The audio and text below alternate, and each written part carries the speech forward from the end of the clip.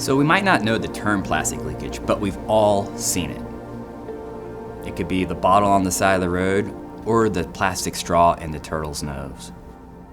So that's what that is. Plastic leakage is when plastic gets into the environment and often causes harm. It ends up where it shouldn't. That's very different than when we take a plastic bottle and recycle it or put it in the trash, where it's in a managed environment. The industry noted that there was a need. There's no information on plastic leakage.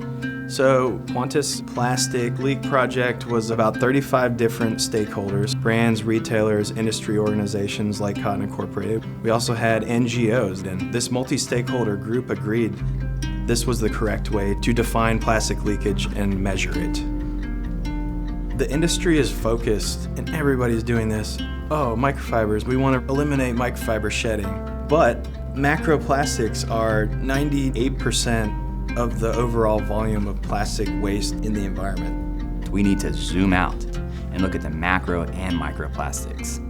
This study really serves as a foundational piece, first of kind within the industry, to better examine the amount of plastic entering the environment from the apparel industry.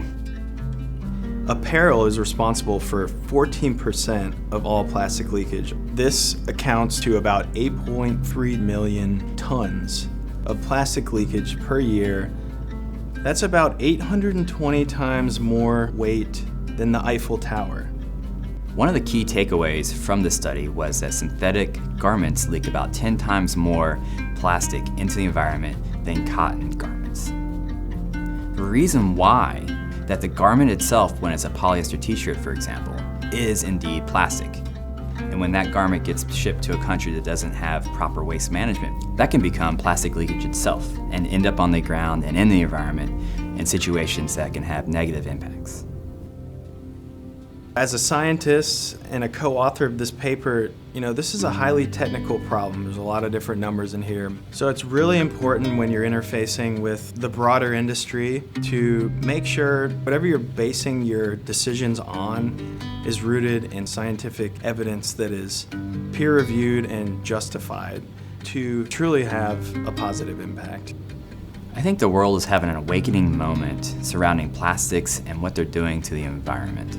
As this study gets more visibility, I think it'll be a foundational piece that will not only further expose the environmental impacts of the apparel industry, but really enable a broader perspective looking at micro and macro plastics and how those impact the environment.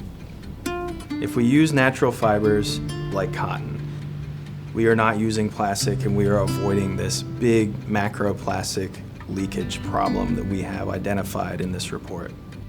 We know it's hard to be an expert in everything. We know you're facing many challenges, from compliance to regulations, to understanding where your raw material comes from, as well as what happens to that material at the end of life. But here at Cotton Incorporated, we have experts that collect the data, that do the research, and share the research. Sustainability is a complex area and the science is evolving.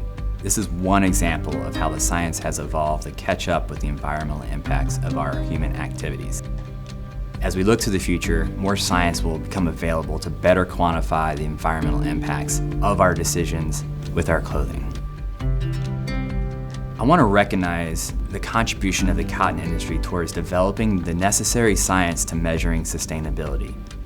That's including things such as improving metrics surrounding life cycle assessment, or in this case, creating a methodology where we can better understand the impacts of our plastic pollution.